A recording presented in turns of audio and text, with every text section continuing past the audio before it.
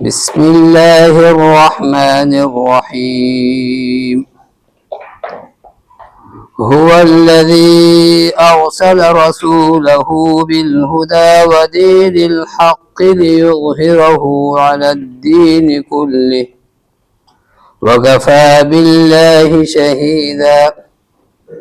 محمد رسول الله والذين معه أشداء على الكفار رحماء بينهم تراهم ركعا سجدا يبتغون فضلا من الله ورضوانا سيماهم في وجوههم من أثر السجود ذلك مثلهم في التوراة ومثلهم في الإنجيل كزرع أخرج شطأه فآزره فاستغلظ فاستوى على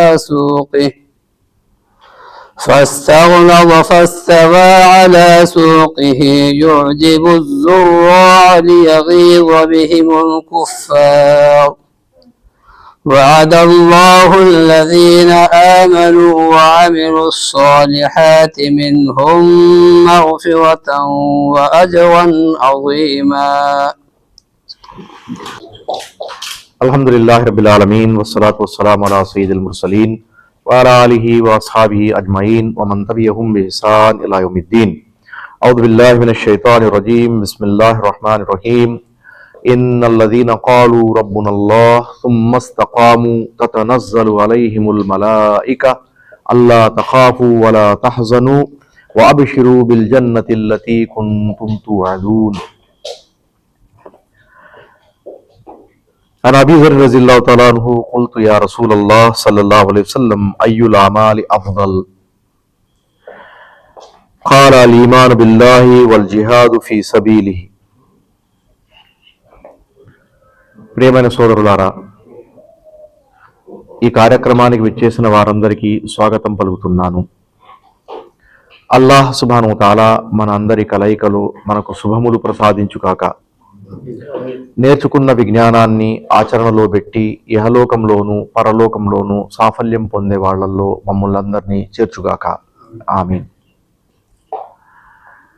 నేడు అబూజర్ రజియల్లాహు తాలా అన్హు గారు ఉల్లేఖించిన ఒక హదీసును దృష్టిలో పెట్టుకుని దాన్ని మన ముందు ఉంచుకొని ఒక ముఖ్యమైన విషయాన్ని మీ దృష్టికి తీసుకొచ్చే ప్రయత్నం చేస్తున్నాను. అల్లాహ్ సుబ్హానహు వ తఆలా యొక్క ప్రవక్త ముహమ్మద్ సల్లల్లాహు అలైహి వసల్లం గారిని అల్లాహ్ సుబ్హానహు వ తఆలా ఒక ప్రత్యేక ఉద్దేశం కొరకు ప్రభవింపజేశాడు, పంపించాడు. ఆయన బాధ్యతగా అల్లాహ్ ఆయనకు అప్పగించినటువంటి పనిని, కార్యక్రమాన్ని పూర్తి చేశారు.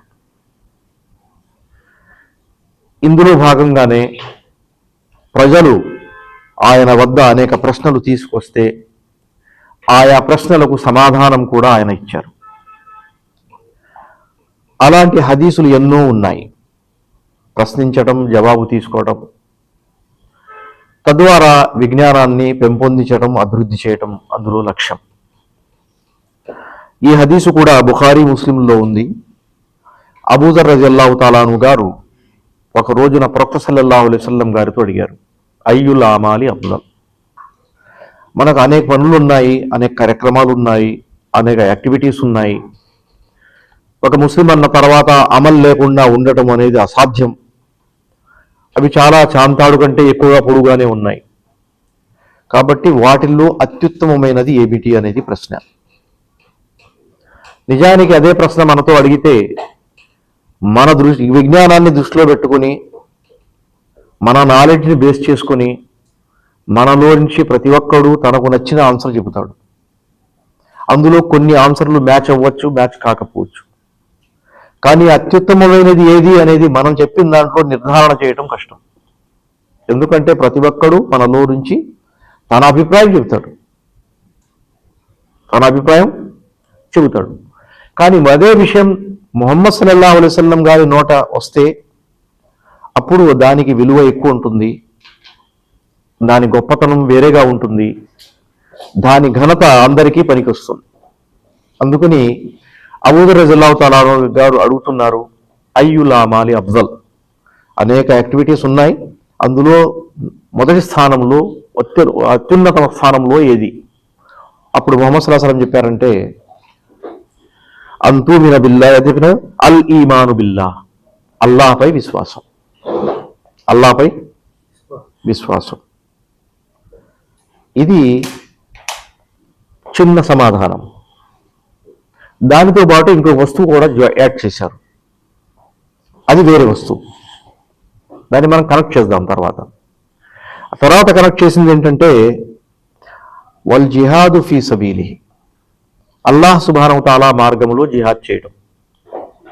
అల్లాహ్ సుబ్హానహు వ తఆలా గారి మార్గంలో జిహాద్ చేయటం. ఆ రెండో విషయం గురించి తర్వాత మాట్లాడదాం.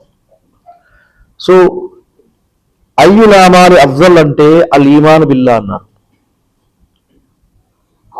మీకు తెలిసిన కొన్ని అమలు నాకు చెప్పండి. మీ దృష్టిలో అమల్ అంటే మీరు ఏమనుకుంటున్నారు? నూరుల్లా గారు, సలా, నమాజ్, జకాత్, సౌమ్, ఫిత్రా పే చేయటం, ఖురాన్ చదవటం,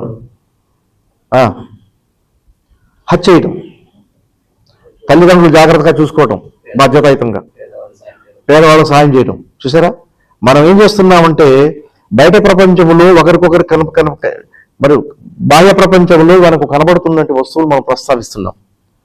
ఈమాన్ అనేది లోపల ఉండేది, దాని గురించి మనం ఫస్ట్ రౌండ్లో మన మైండ్ అటు వెళ్ళడం లేదు, ఇప్పటి వరకు వెళ్ళలేదు మనం మాట్లాడుకున్న దాంట్లో.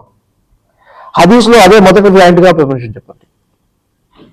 కాబట్టి ఉలమా పండితులు ఏం చేశారంటే ఆమాలుల్ కల్బ్ అనే ఒక టైటిల్ పెట్టారు. ఆమాలుల్ కల్బ్, కల్బ్ అంటే హృదయం, దానికి సంబంధించిన పనులు. సలాత్ ఆచరిస్తున్నాం శారీరకంగా, కానీ నియత్ మాత్రం హృదయంలో ఉంటుంది. సో నియత్ అమల్ కల్బలోకి వెళ్ళింది కదా. అందుకని మీకు తెలిసినంత వరకు, మీకు తెలిసే ఉంటుంది ఈ విషయం, తెలిసినంత వరకు అనకుండా తెలిసే ఉంటుంది అనే విషయం బాగుంటుంది. ఏంటంటే ఈమాన్ అనేది పండితుల వివరణ ప్రకారం 3 విషయాలపై అది కనెక్ట్ అయి ఉంది. 3 అంగాలు అనుకుందాం ఈమాన్కి. మొదటిది తస్దీకుం బిల్ జనాన్.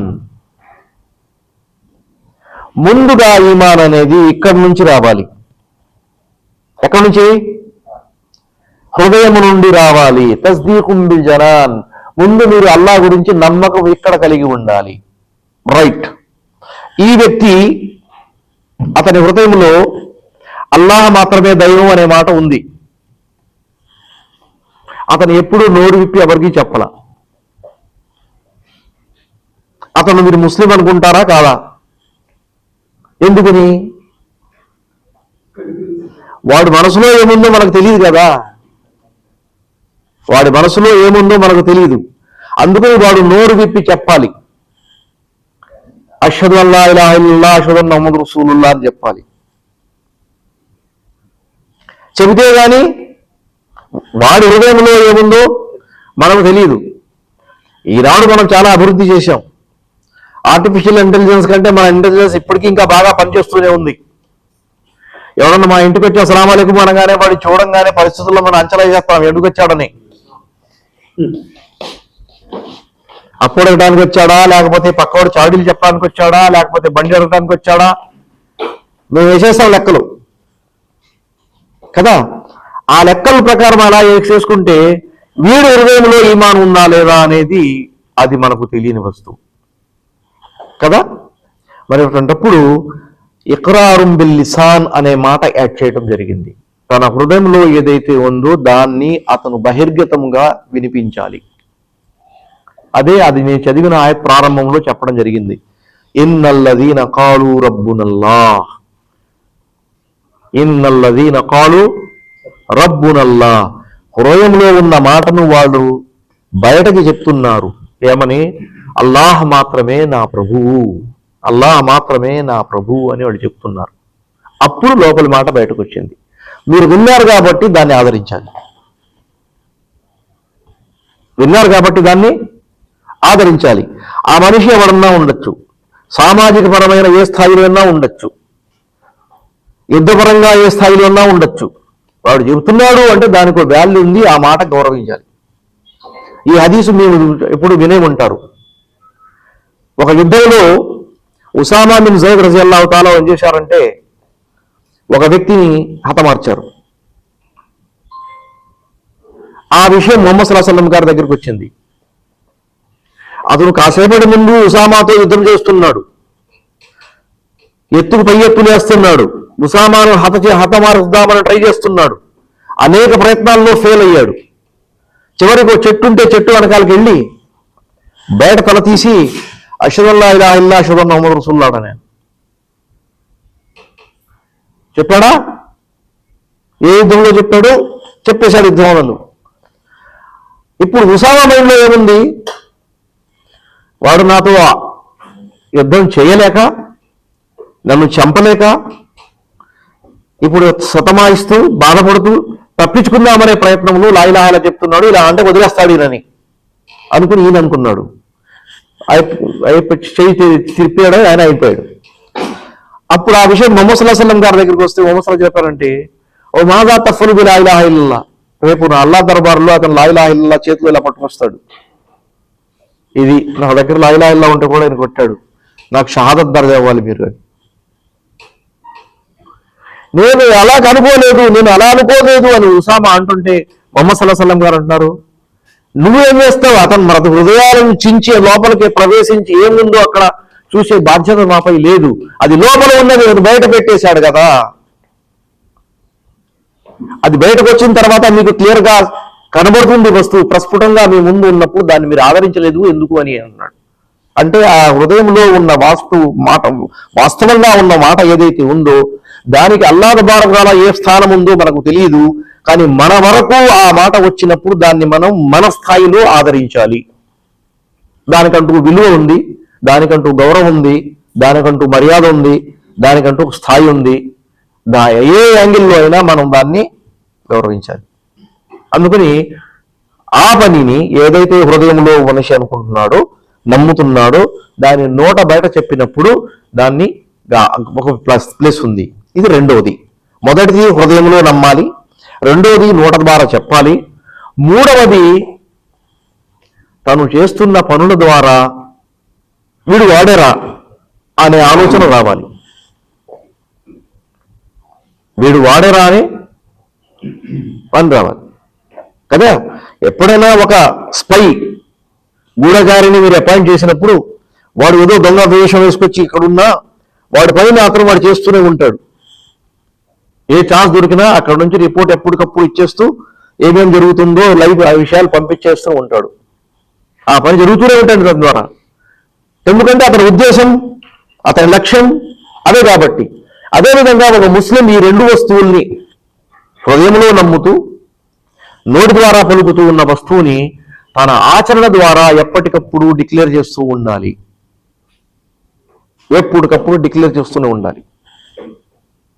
డిక్లేర్ చేయకుండా ఎప్పటికప్పుడు అతను అడుగు ఎప్పుడు వెనకేస్తుంటాడో అప్పుడప్పుడల్లా డస్ట్ అతనిపై వచ్చేస్తూ ఉంటుంది, వచ్చి పడుతుంటుంది. ఎందుకంటే ప్రతిరోజు ప్రతి పూట ఏదో సమయంలో ఏదో సందర్భంలో ఏదో స్థితిలో ఉన్నప్పుడు మనిషి ఏదో ఒకటి చేస్తూనే ఉంటాడు. ఆ తప్పిదం జరుగుతూ ఉంటుంది. ఆ తప్పిదాల్ని డస్ట్గా మనం లెక్కేసుకుంటే అది ఎప్పటికప్పుడు పేరుకుపోయి హృదయంలో ఉన్న ఈమాన్ ఎక్కడో కింద పడిపోయి దాక్కుంటుంది. మరి దానికి ఎప్పటికప్పుడు రిఫ్రెష్ చేయాలంటే ఈ యాక్టివిటీస్ ఉండాలి. అందుకని మీరు ఆలోచించి చూస్తే 5 పూటల సలాత్ మొదటి భాగంలో అదే పనిచేస్తుంది. దానికోసం చేస్తున్న వధువు గురించి ఇప్పుడు హదీసులు మీ మైండ్లో ఉంటాయి. ఒక వ్యక్తి అతని ఇంటి ముందుగా ఒక కాలువ ప్రవహిస్తుంది, అతను ప్రతి పూట 5 పూటలా ఏం చేస్తున్నాడు, స్నానం చేస్తున్నాడు.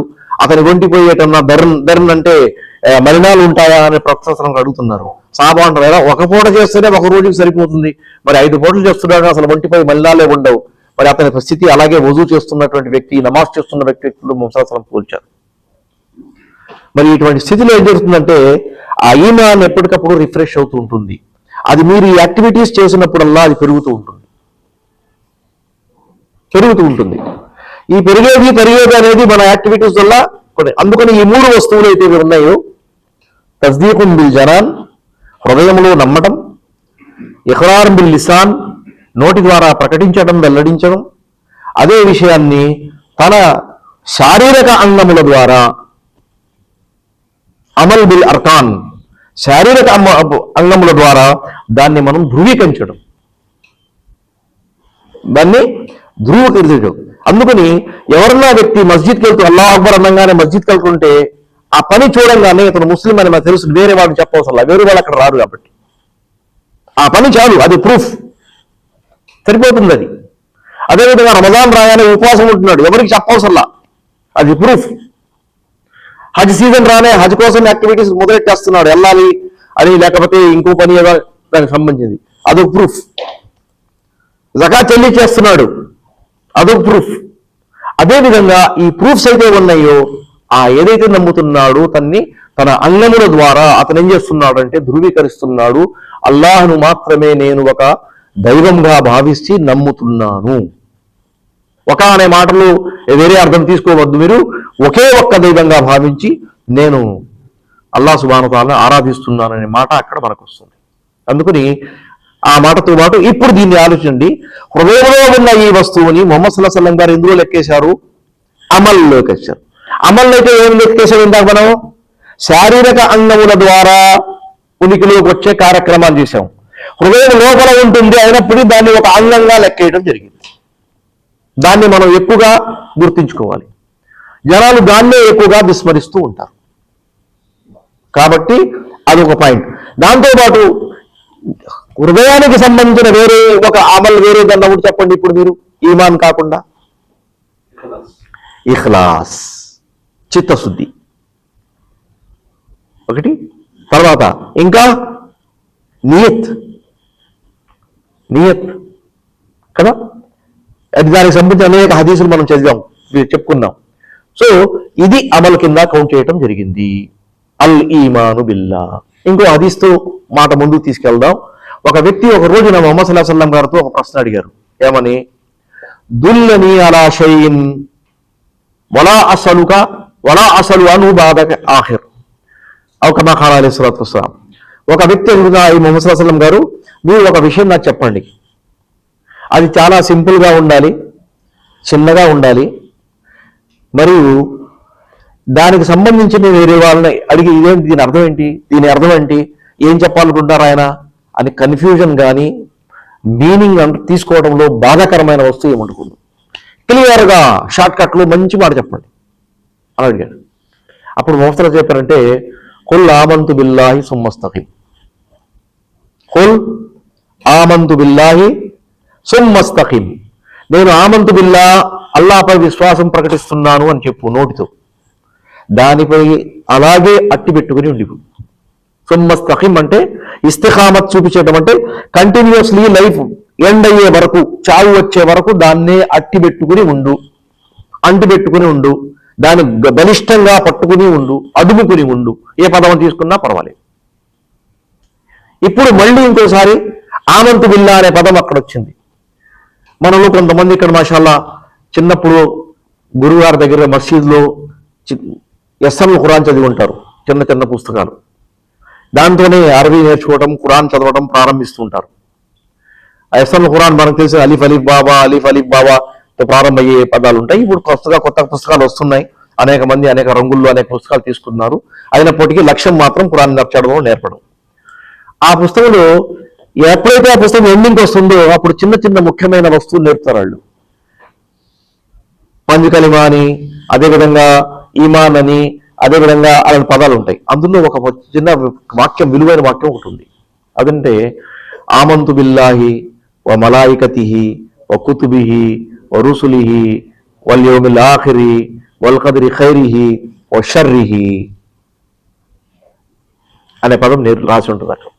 అది ఏంటంటే హదీస్ జిబ్రయిల్లో ఉన్నటువంటి ఈమాన్ యొక్క 6 అర్కానులు అయితే ఉన్నాయో వాటిని ఒకే చోట పేర్చి చకచక మంచి పద్ధతిలో యాడ్ చేసి జరుగుతుంది. ఆమంతు బిల్లాహి, అల్లాపై విశ్వాసం, ఓ మలాయికతిహి, ఏంజల్స్ మలాయిక దేవదూతలపై విశ్వాసం, ఓ కుతుబిహి, పుస్తకాలు కదా అవన్నీ చెప్పడం జరిగింది.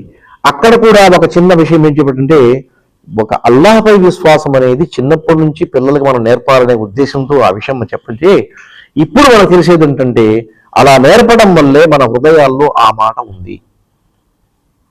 నేర్చుకోకపోవడం వల్ల చాలా వస్తువుల విషయంలో మనం అటు విని ఇటు విని వాట్సాప్ యూనివర్సిటీలో వచ్చే స్టిక్కర్స్ చూసి లేక అద్దుట్లో వచ్చే మెసేజెస్ చూసి ఇప్పుడు మన మైండ్ భ్రమించకుండా ఉండడానికి ఆ పాత విజ్ఞానం మనకు పనికొస్తుంది.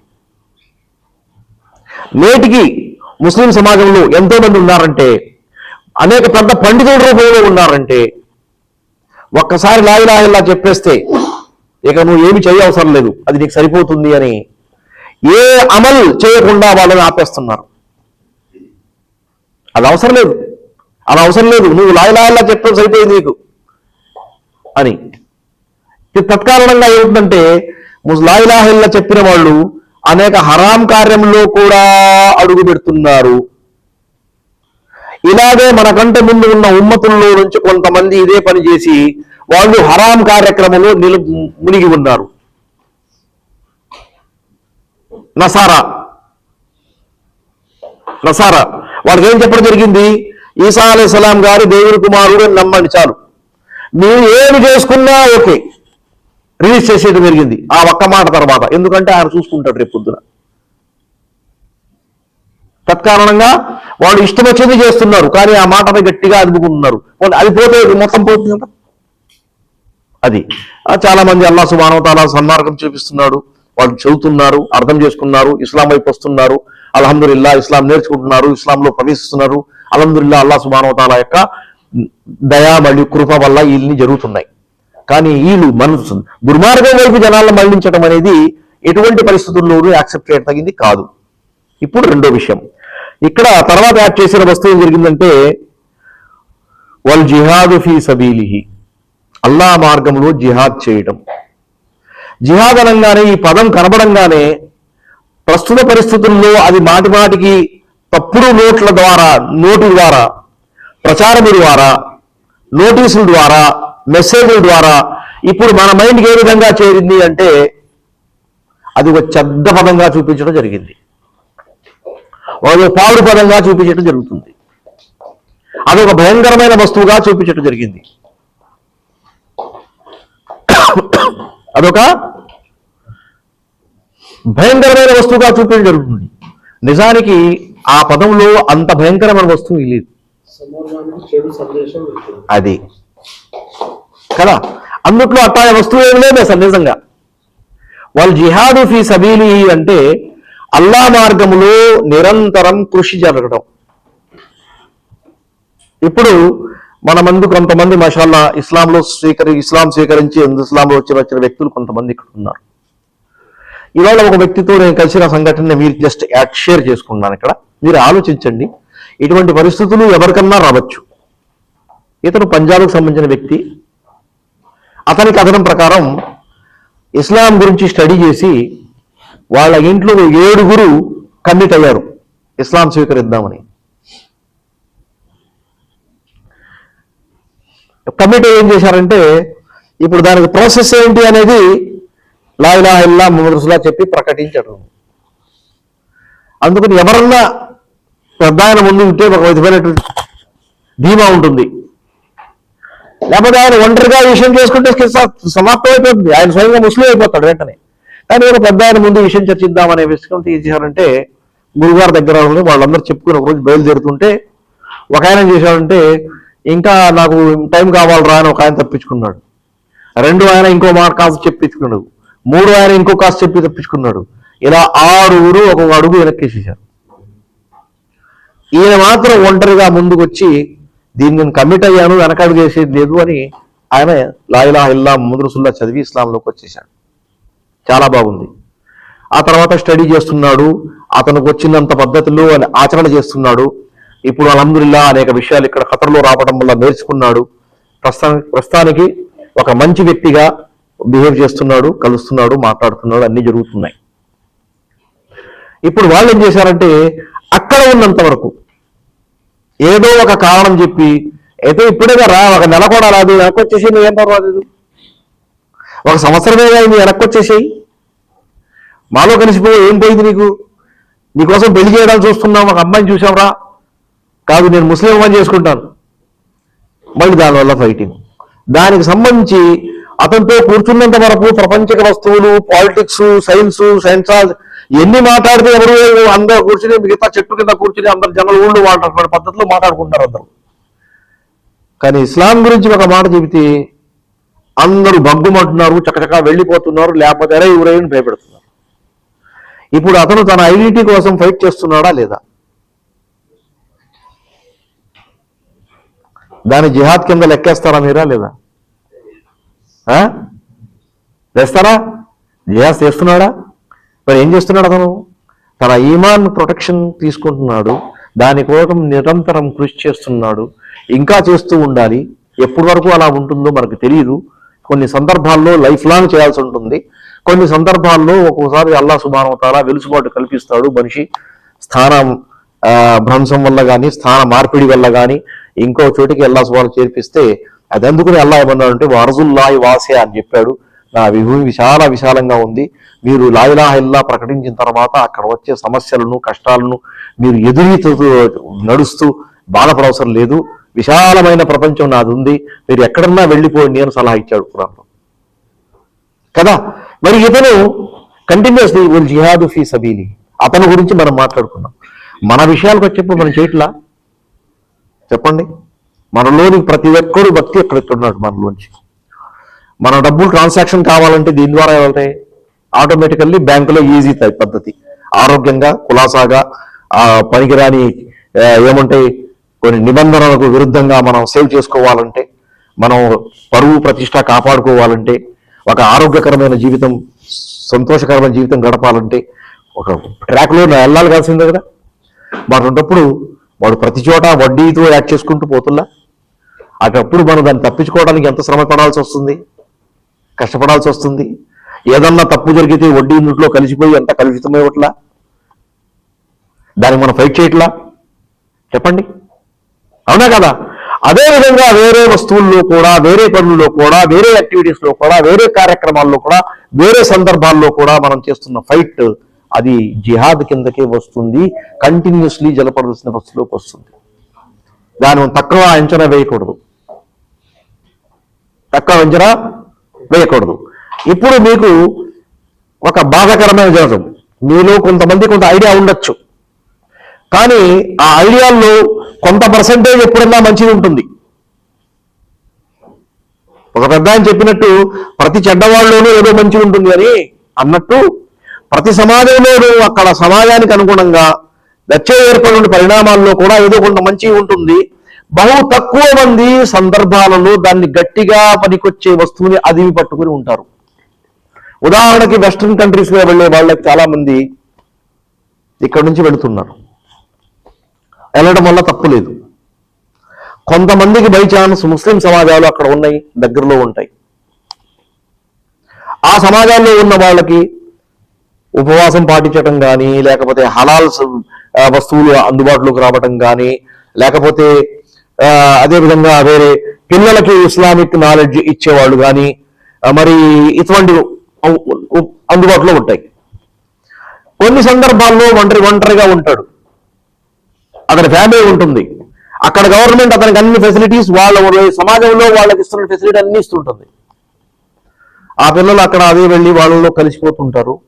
తిరిగి వచ్చేటప్పుడు వాళ్ళ కల్చర్ తీసుకొచ్చి ఇంట్లో తీసుకుంటారు. తల్లిదండ్రులు మాత్రం వాళ్ళ పాత పద్ధతిలో ఉన్నారు కాబట్టి, బేసికల్లీ ఒక చోట నుంచి నేర్చుకుని వచ్చారు కాబట్టి వాళ్ళు మాత్రం కొన్ని వస్తువుల్లో స్ట్రైట్ గా ఉన్న పిల్లలు తల్లిదండ్రుల లెవెల్లో ఉంటారా, డౌన్ అవుతారా? స్టెప్ డౌన్ అవుతారు, లేకపోతే 2 స్టెప్స్ డౌన్ అవుతారు, లేకపోతే 3 స్టెప్స్ డౌన్ అవుతారు, లేకపోతే 100 స్టెప్స్ డౌన్ అవుతారు. మీకు తెలిసినట్టు ప్రీవియస్లీ ఉన్నటువంటి యూకే ప్రెసిడెంట్ టర్కీ నుంచి వెళ్ళేటప్పుడు వాళ్ళ తాతగారు హాఫిజ్ ఖురాన్ కదా, మళ్ళీ అక్కడ ట్రాన్స్ఫర్ అయిన తర్వాత ఇతను అసలు ఏ సంబంధం లేదు, పూర్తిగా మారిపోయాడు. జనరేషన్ వచ్చేటప్పుడు చేసేటప్పుడు. ఎందుకు అంటే ఆ సమాజం వస్తువులన్నీ ఇచ్చింది, అందులో అతను ఇస్లామిక్ సంబంధ వస్తువులు దొరకల. తత్కారణంగా ఏమైపోయింది, మనం ఒక మంచి కోసం చేస్తున్నటువంటి పనిలో బ్యాక్లాక్ వచ్చింది. ముహమ్మద్ సల్లల్లాహు అలైహి వసల్లం యొక్క బోధన ప్రకారం ఏం చేయాలి, మనం చేస్తున్న ప్రతి పనిలో ఫ్యూచర్లో మనం మంచి చూడాలి. ఈవెన్ ఖియామత్ వచ్చేసింది అని మీకు తెలిసినా, జనాలందరూ ఏదో అదే అదే అంటే ఖియామత్ వస్తుంది పరుగులు తీస్తున్నా, మీ చేతిలో ఏమైనా గింజలు ఉంటే అవి ఒక నీకు ఎక్కడన్నా మొలకెత్తే స్థానం కనబడితే అక్కడ ఆ గింజలు పారేయండి. తత్కారణంగా ఏమవుతుంది, మీకు మంచి జరుగుతుంది అని చెప్పారు కదా. అవి మొలకెత్తుతాయి, మీరు ఉన్నా లేకపోయినా దానివల్ల ప్రతిఫలం మీకు దొరుకుతుంది అని చెప్పారు కదా. ఎందుకు అంటే ఏ పాయింట్ ఆఫ్ వ్యూలో, భవిష్యత్తులో దృష్టిలో పెట్టుకుని. అదేవిధంగా మన పిల్లలు ఉన్నారు, మన పిల్లలు మన భవిష్యత్తా కాదా, అంతే కదా. వాళ్ళని మన భవిష్యత్తుకు లెక్కేసినప్పుడు వాళ్ళకి మనం ఇస్లాం బోధించకపోతే ఇస్లాం ఎలా ఉంటుంది, వాళ్ళ జీవితాలు ఎలా ఉంటాయి. సూరతుల్ బకరాలో అల్లాహ్ సుబ్హానహు వ తఆలా ఈ విషయాన్ని ఇబ్రాహీం అలైహిస్సలాం, యాకూబ్ అలైహిస్సలాం గారి సంగతులను ప్రస్తావించి ముందుకు తీసుకొచ్చాడు కదా. మా తాబుదూన మిన్ బాది, నా తర్వాత మిమ్మల్ని ఎవరు ఆరాధిస్తారు మీరు అని అడిగాడు ఆయన చనిపోయే ముందు. నాబుదు ఇలాహక వ ఇలాహ ఆబాయిక ఇబ్రాహీం వ ఇస్హాక్ ఆయన చెప్పారని. మీ తర్వాత మీ దైవం ఎవరైతే ఉన్నాడో, మా తాతగారి దైవం ఎవరైతే ఉన్నాడు, వాళ్ళ దైవం ఎవరు అడుగుతున్నాడు, అందరి దైవం ఒక్కడే ఉన్నాడు, ఆయన్ని మాత్రమే ఆరాధిస్తున్నాను. నహ్ను లహు ముస్లిమూన్, మేము ఆయన తలవంచుకుంటామని చెప్పారు పిల్లలు.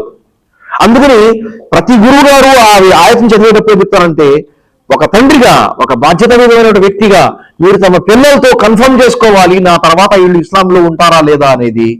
ఆ ఛాన్స్ అక్కడ ఉంటుందా లేదా చెప్పండి, మీరు ఉండగలుగుతుందా? గమనిస్తున్నారు కదా మీరు. అందుకని ఈ అమల్ కల్బలో ఈమాన్ బిల్లా ఏదైతే ఉందో దాన్ని మాట్లాడేటప్పుడు ఫ్యూచరిస్టిక్ పాయింట్ ఆఫ్ వ్యూస్ కూడా మన ఆచారి, మన భవిష్యత్తులో మన సంతానం కూడా విజయవంతంగా ఉండాలి అనే భావన మనకు ఉండాలి. ఎప్పుడైతే మనం దీన్ని విస్మరిస్తున్నామో ఆ తర్వాత మన నెక్స్ట్ జనరేషన్లో ఏమవుతుంది, వీక్నెస్ వస్తుంది. ఆ తర్వాత జనరేషన్లో ఎవరూ ఉండరు. ఇదే పాయింట్ ఆఫ్ వ్యూలో ఒక చిన్న విషయం మీకు చెప్తున్నాను. చిన్న పిల్లల్ని మస్జిద్కి తీసుకెళ్లడంలో ఎటువంటి భేదభావం చూపించకూడదు. వాళ్ళని ఎక్కడ వెలుసుబాటు ఉన్నా అక్కడ వాళ్ళని తీతో పాటు మస్జిద్ తీసుకెళ్ళండి, మస్జిద్ పరిచయం చేయండి. మొదట్లో కాస్త అల్లరి చేసినా ఆ తర్వాత వాళ్ళు సర్దుకుంటారు. ఆ తర్వాత వాళ్ళే ఆ మస్జిద్ని చూసేవాళ్ళు. అది అల్లరి చేస్తున్నారని ఇమాం గారు గట్టిగా అరుస్తాడు, తీరామాకండయా అని.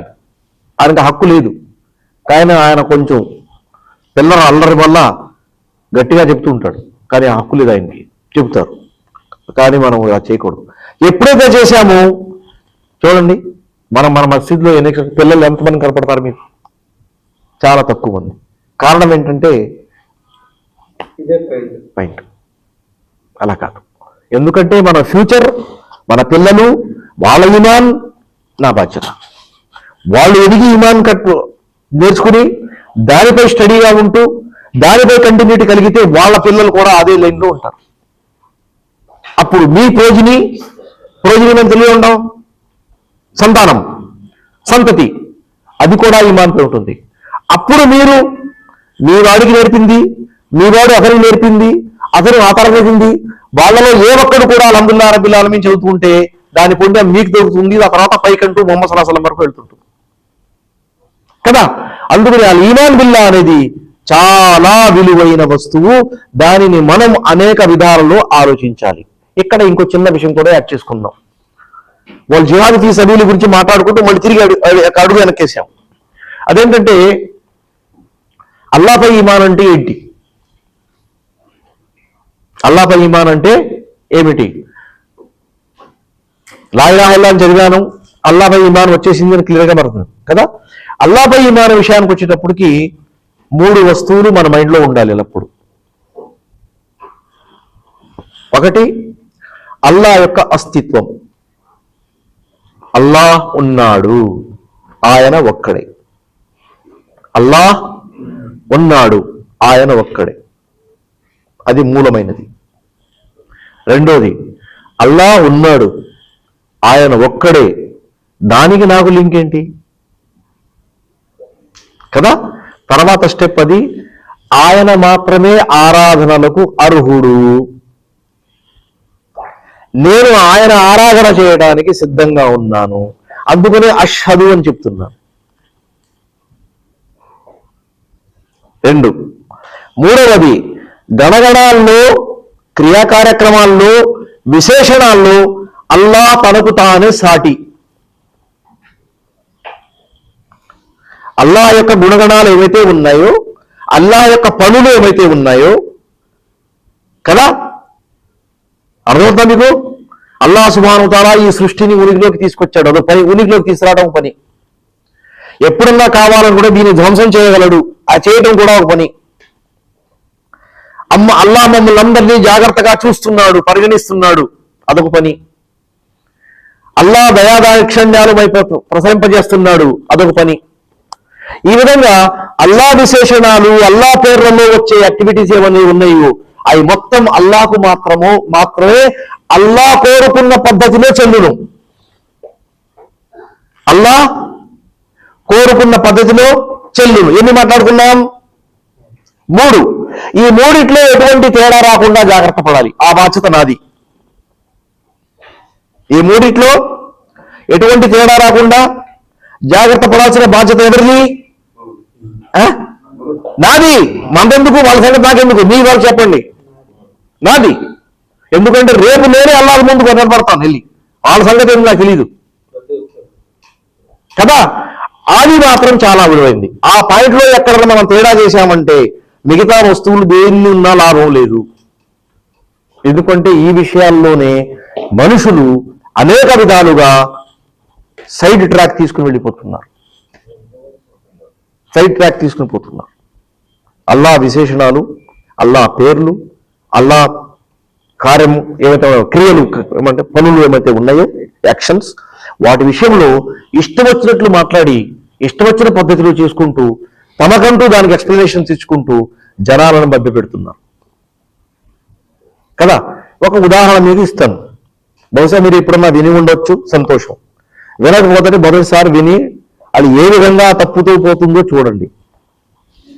అల్లాహ్ సుబ్హానహు వ తఆలా తన పేర్లలోంచి ఒక పేరు అల్ అలీం పెట్టుకున్నాడు. అల్ అలీం అంటే అత్యంత విజ్ఞాని, గొప్ప విజ్ఞానవంతుడు.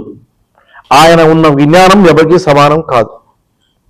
అందులో భాగంగానే మన హృదయంలో క్రింది కోశంలో ఏ అనియత్ మనం కలిగి ఉన్నామో ఆ ధ్యానం ద్వారా ఆయన అన్ని చూస్తున్నాడు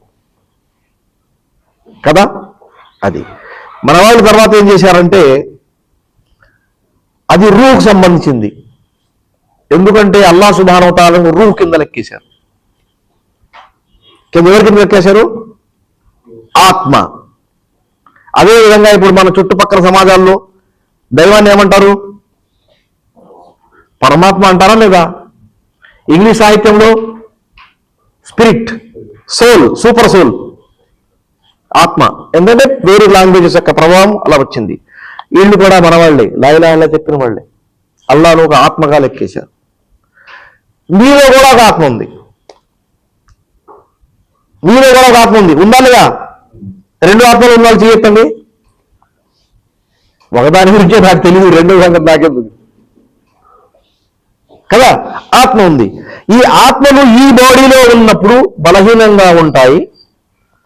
ఎప్పుడైతే ఈ శరీరాన్ని విదిలి వాడు బయటకు వచ్చేస్తాయో అందులో బలం వచ్చేస్తుంది, పవర్ వచ్చేస్తుంది. అవి ఈ ప్రపంచంలో ఎక్కడున్నా ప్రయాణించగలవు, ఏదన్నా చేయగలవు. ఆత్మ యొక్క పవర్ గురించి మాట్లాడుతూ అప్పుడు ఆ ఆత్మలు అల్లాహ్ సుబ్హానహు వ తఆలా చేసే కొన్ని పనులు చేయగలవు. వేశాడు. అల్లాహ్ చేసే పనులు ఈ ఆత్మలు చేస్తాయని నీ మీదకు ఆ ఆత్మ మీదకి తీసుకొచ్చేశాడు. సామాన్య జనులకు ఆ విషయం తెలియదు. తత్కాలంగా చేస్తారంటే ఈ చనిపోయాడు గురువు గారు ఔలియా అల్లాహ్, ఆయన ఆత్మ సూపర్ ఆత్మ. ఆయన దగ్గరికి వెళ్ళి చెబితే నా పాపాలు క్షమించడం కానీ, నా దోషాలు తీసివేయడం కానీ, మా ఇంట్లో పిల్లలు లేకపోతే పిల్లలతో సాధించని వచ్చేస్తున్నాయా, ఎన్ని కలిసి వస్తున్నాయి. ఇది భయంకరమైనది. ఒక ఇది ఉదాహరణగా మీకు చెప్పాను ఈ విషయం. ఇటువంటి వస్తువులకు ఇస్లాంలో తావులేదు. ఇటువంటి వస్తువులకు ఇస్లాంలో తావులేదు, ప్లేస్ లేదు. కాబట్టి అల్లాహ్పై విశ్వాసంలో నేను చెప్పిన ఈ 3 సూత్రాలు జాగ్రత్తగా మీ మైండ్లో పెట్టుకోండి. అవి చాలా విలువైనవి. తర్వాత ఈ వస్తువు కంటిన్యూటీతో పాటు మీ దగ్గర ఉండాలంటే మీరేం చేయాలి? ఎప్పటికప్పుడు మీ ఈమాన్ని రిఫ్రెష్ చేసుకోవాలి. రిఫ్రెష్ చేసుకునేది నా సామాన్య పనా, కష్టమైన పనా? కంప్యూటర్కి అయితే బటన్ నొక్కేసి రిఫ్రెష్ అంటే అది చేసుకుంటుంది, కానీ నా కంప్యూటర్ నేను రిఫ్రెష్ చేసుకుంటుండాలి. అలా చెయ్యకపోతే నేను ఎక్కడో ఒక చోట ఏదో విధంగా అది లోపల అడుగులు దుమ్ములు పడిపోయి నష్టపోయేది నేను మాత్రమే అనేది మైండ్లో పెట్టుకోండి. అందుకని జిహాదు ఫీ సబీలి అనేది యుద్ధ మైదానంలో కత్తి తీసుకెళ్లే కంటే ఇక్కడ నన్ను సేవ్ చేసుకోవటం అనేది చాలా విలువైనది. యుద్ధ మైదానంలో కత్తి తీసుకెళ్ళి ఎప్పుడు వస్తుందండి? ఎంతమందికి వస్తుంది? ఒక సైనికుడుగా ప్రపంచంలో 1,00,000 మంది, ఒక దేశంలో 1,00,000 మంది అనుకున్నాం. ఆ 1,00,000 మంది కూడా సైనికులు ఉంటారా ఏంటి? ఉండరు కదా. వాళ్ళ పని సంగతి. కానీ నా వరకు నేను యుద్ధంలో పార్టిసిపేట్ చేయలేదు, కానీ దీనికి ఇక్కడ వచ్చేటప్పుడు దీన్ని పాడు చేయడానికి ఎంతమంది ఉన్నారు? దీన్ని పాడు చేయడానికి ఎంతమంది ఉన్నారు? లెక్కండి, ఒకళ్ళు కౌంట్ చేయండి, మీరు ఎంతమంది ఉన్నారు? ఎవరు? ఒకరి పేరు చెప్పండి, ఎవరు ఉన్నారు? చెప్పలేకపోతున్నారు మీరు. శైతాన్ ఉన్నాడు కంటిన్యూస్లీ. అది శైతాన్ బయట ఉన్నాడు, మనలో ఉన్నాడు. నేనే స్వయంగా నేను ఉన్నాను. నా వరకు స్వయంగా నేనే ఉన్నాను, నేనే నా శత్రువు. అందుకని ఈమాన్ను సంరక్షించుకోవడానికి కావలసిన షరతుల విషయంలో మాట్లాడేటప్పుడు 7 షరతుల్ని ప్రస్తావిస్తారు. అల్ మహబ్బా వల్ ఖుబూల్ వల్ యకీన్ ఒక లిస్ట్ ఇస్తారు. అవన్నీ చదివిన తర్వాత ఇమాం ఇబ్న్ బాజ్ రహిమహుల్లాహ్ ఏం చెప్పారంటే దానికంటూ 8వ కూడా యాడ్ చేసుకుంటే మంచిది అన్నారు. అది ఏమై ఉంటుందో మీరు చెప్పండి.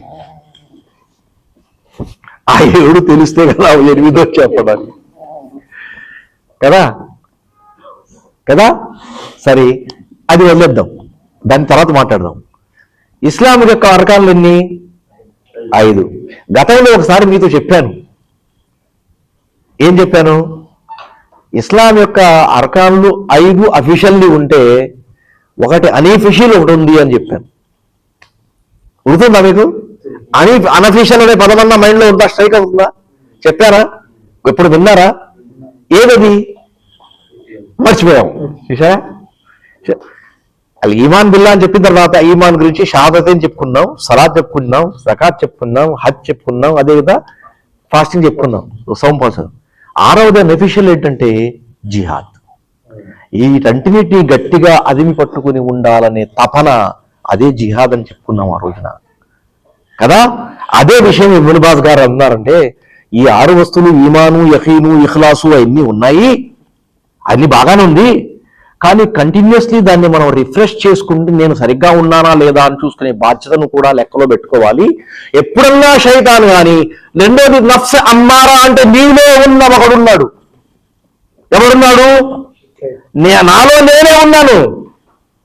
నఫ్స్ అమ్మారా, చెడు వైపు దాని మనిషిని నడిపించేటువంటి ఒక హృదయం ఇక్కడ ఒకటి ఉంది.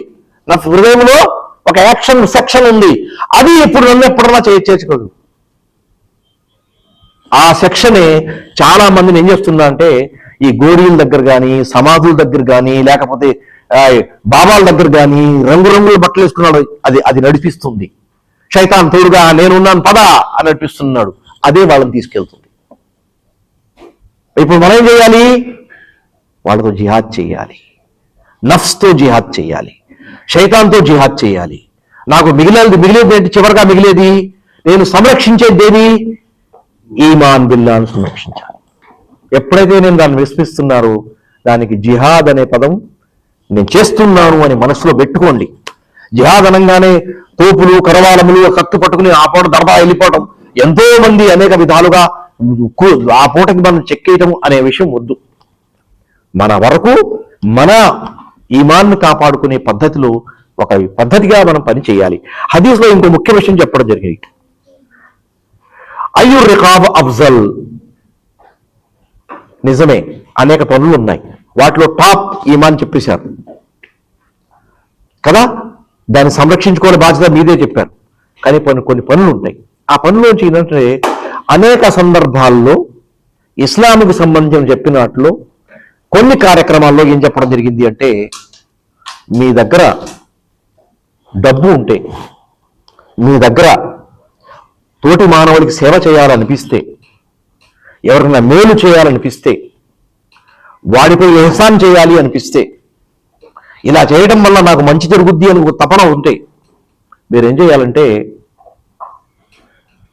ఏం చెప్తాం, బానిసలుగా ఉన్న వాళ్ళని విడిపించండి. వాళ్ళకి బానిసత్వం నుంచి విముక్తి కల్పించండి. అది మీరు కంటిన్యూస్ ప్రాసెస్లో తీసుకుంటే జిహాద్లోకి వెళ్ళిపోతుంది. ఎవరు చెప్పవసరలా.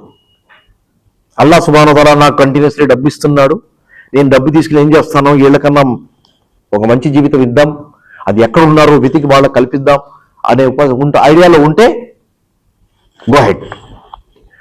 కానీ ఏదో సందర్భంగా ఏదో నేరం చేస్తే, కొన్ని తప్పులు చేస్తే వాటికి పరిష్కారంలో ఇటువంటి వాళ్ళని ఫ్రీ చేయడం అని చెప్పారు కదా. అటువంటిప్పుడు మీపై నా బాధ్యత వస్తే అప్పుడు ఎవడు మంచివాడు అని లెక్కేస్తాను అంటే అప్పుడు ఎవరంటే ముహమ్మద్ సల్లల్లాహు అలైహి వసల్లం చెప్పారంటే అన్ఫసుహా ఇంద అహ్లిహా.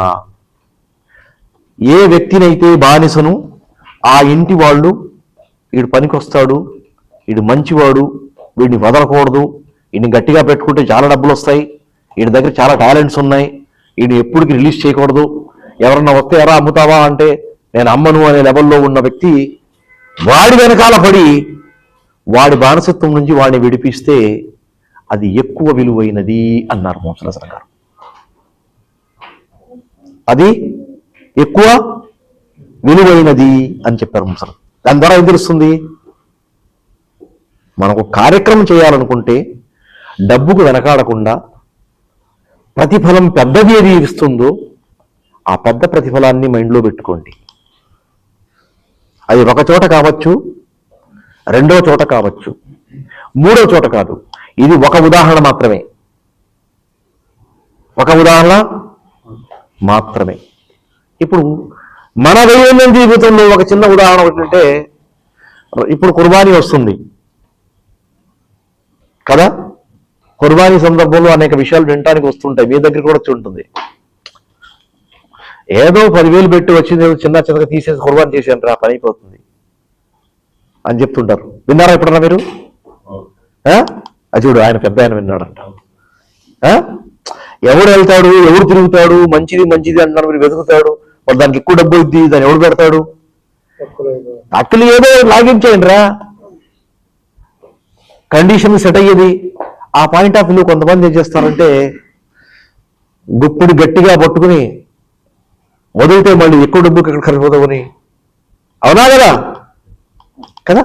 అటువంటి పరిస్థితి ఉండకూడదు. ఒక ముస్లిం అన్న వాడికి ఒక చోట ఎప్పుడైతే డబ్బు రిలీజ్ చేయాల్సి వస్తుందో తన హృదయంలో కొంచెం విశాలత చూపించాలి. దానివల్ల ప్రతిఫలం కూడా విశాలంగా ఉంటుంది అనే మాట ఇక్కడ మనకు చూపించడం జరిగింది కదా. అది చాలా విలువైనది. చివరిగా ఇంకో మాట చెప్పేసి హదీస్ ముగించేద్దాం. హదీస్ కూడా సమాప్తం అయిపోతుంది. ఇప్పుడు నా దగ్గర అది లేదు ఇది లేదు అన్నాడన్న ఆయన అడుగుతున్నాడు. అది లేదు అంటే విలువైన వస్తువులు కొనడానికి నా దగ్గర డబ్బు లేదు, నేను ఏం చేయను. అటువంటి వ్యక్తికి ఏం చెప్పారంటే ముహమ్మద్ సల్లల్లాహు అలైహి వసల్లం ఏం చెప్తున్నారు, తుయీను సాని అన్న ఔ తస్నా అలి అఖ్రా. ఎవడన్నా ఏదన్నా పని చేసుకుంటుంటే ఒక చెయ్యి అందించాను, చేయూత నీవు, సాయం చెయ్యి. సాయం చేయడం ఎంత విశాలమైన పదం చెప్పండి. ఎగ్జామినేషన్ కష్టంగా చూస్తుంటే నేను పంతులు కాబట్టి కాస్త సాయం చేస్తాను, ఆన్సర్ ఇచ్చేస్తాను. అలా కాకుండా ఏంటి, పచ్చి కుండలు చేసేవాడు ఉన్నాడు, వాడు ఒక చోట కూర్చొని కొండ చేస్తున్నాడు, మీరు వచ్చారు కాసేపటికు ఆ తీసిన కొండ తీసుకుని పక్కన పెట్టడానికి గారి చేసినా అంతే. జనాలు గుంట తమ్ముతున్నారు, ఆ పలుగు పట్టుకుని 2 దెబ్బలు మీరు ఎక్కడికి వచ్చి ఒక మట్టి సాఫ్ట్ చేశారు, లేకపోతే 2 పలుకులు తీశారు. చిన్న చిన్న వస్తువులు ఆ పాయింట్ ఆఫ్ వ్యూలో మీ బెడ్లో ఒక లిఫ్ట్ ఇచ్చారు, బస్సులో ప్రయాణం చేస్తున్నారు, ఎవరు అర్హుడైన వాడు కనపడితే వెంటనే మీరు నిలబడి ఆయనకు సీట్ ఇచ్చారు. ఇవేం చేస్తాయంటే బయట వారి దృష్టిలో మీ గొప్పతనాన్ని పాయింట్అవుట్ చేస్తాయి, మీ ద్వారా ఇస్లాం గొప్పతనాన్ని పాయింట్అవుట్ చేస్తాయి. ఒక ముస్లిం ఇలా చేశాడు అని కదా, దాన్ని మీరు అట్టి పెట్టుకుండాలి.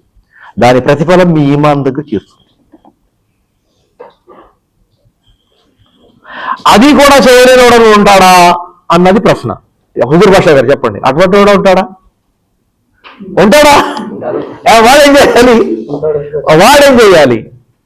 అటువంటి వాడు ఉంటే నేను ఆ చిన్న పని కూడా సాయం చేయలేని స్థితిలో ఉంటే నేనేం చేయని అని అడుగుతుంటే అప్పుడు మొహమ్మద్ సల్లాం చెప్తున్నారు, నువ్వు ఎవరికి హాని కలిగకుండా ఇంట్లో పడుకుంటారా బాబు, అదే నీకు మేలు వాడికి మేలు అన్నారు. అదే హదీస్లో చెప్పడం జరిగింది. ఓకే, తకుఫ్ షర్రక అనిన్నాస్, నువ్వు నీ నోటిలో దోల ఏదైతే ఉందో, నీ చేతి వాటం ద్వారా ఏదైతే ఉందో, జనాలకు నష్టం కలుగుతున్న చోటల్లో నువ్వు వెళ్ళకు.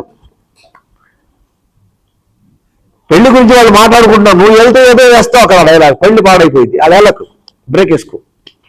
నువ్వు మస్జిద్కి వెళ్ళిన తర్వాత ఏదో చెబుతావు, నీ పనేదో చేసుకుని వచ్చేసి. నేను ఉదాహరణ చెప్తున్నా, మాట ముగిచ్చేస్తాను ఇదాంతో. నేను అనేక సందర్భాల్లో చాలా మంది ఎవరైనా చనిపోయినప్పుడు జనాభా సలాత్ కోసం వస్తారు. వాళ్ళందరూ ఖబరస్థాన్కి వచ్చినప్పుడల్లా ఏదో ఒక కామెంట్ చేస్తూనే ఉంటారు, ఖాళీగా ఎవడుంటాడు. ఖబరస్థాన్ వెళ్ళే దారి గురించి కానీ, అందులో ఉన్న ముళ్ళ గురించి కానీ, అక్కడ లోపల ఉన్న హమాదుల గురించి కానీ, హమాదుల్లో నుంచి వచ్చినటువంటి ఎముకల గురించి కానీ, లేకపోతే అక్కడ ఉన్నటువంటి మేత గడ్డి అనేటువంటి దాని గురించి కానీ, ఆ చుట్టుపక్కల ఉండే దాని ప్రహరీ గురించి కానీ ఏదో ఒకటి కామెంట్ చేయకుండా ఎవడు బయటికి రాడు. అక్కడి నుంచి వెళ్ళిపోతే మళ్ళీ లైఫ్లో ఎప్పుడు మాట్లాడడం. చూసారా? అటువంటి పరిస్థితులు ఏమంటే నీ వల్ల కూడా సమాజానికి చెడు జరిగే ఛాన్స్ ఉన్నదనుకుంటే అప్పుడు వెళ్లకుండా నువ్వు ఇంట్లో గమ్మున పడుకో. దానివల్ల నీ పైన నువ్వు మేలు చేసిన వాడివి అవుతావు. నీ వల్ల నీపై మేలు జరుగుతుంది, అదన్నా కాపాడుకో అని ఒక సలహా ఇచ్చారు. ఈ హదీసు ద్వారా అనేక విషయాలు మనకు ముందొచ్చినాయి. అందులో ముఖ్యమైనది ఏంటంటే మొదట్లోనే చెప్పడం జరిగింది, మన ఈమాన్తో ఇవన్నీ ముడిపడి ఉన్నాయి కాబట్టి ఈమాన్ సంరక్షణ మన బాధ్యతగా మనం తీసుకుంటూ అడుగులు ముందుకు వేద్దాం. అల్లాహ్ సుబ్హానహు వ తఆలా దుఆ చేద్దాం. అల్లాహ్ సుబ్హానహు వ తఆలా మన ఈ కృషిలో మన అందరినీ సఫలీకృతం చేయాలని దుఆ చేస్తూ మాట ముగిస్తున్నాను. అస్సలాము అలైకుం వరహమతుల్లాహి వబరకాతుహు.